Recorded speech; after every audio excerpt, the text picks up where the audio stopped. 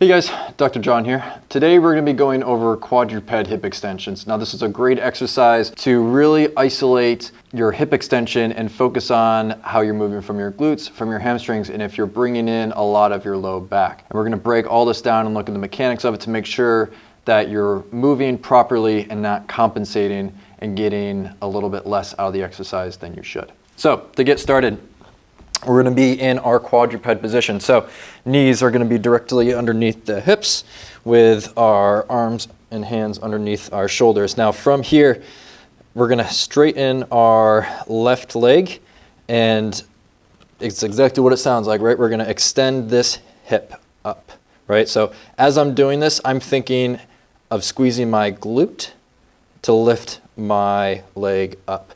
And you can see my pelvis stays flat the entire time that I'm doing the exercise, right?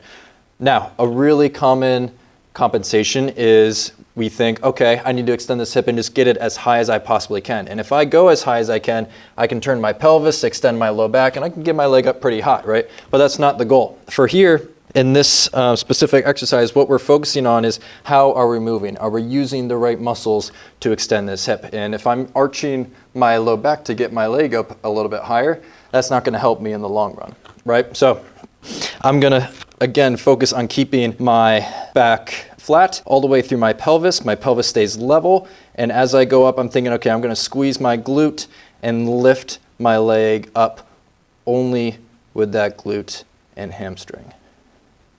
Rather than if I'm here, this is as far as I can go with that glute. And then as soon as I start to go a little bit further, you can see my low back starts to arch. And that's not what we want. Okay?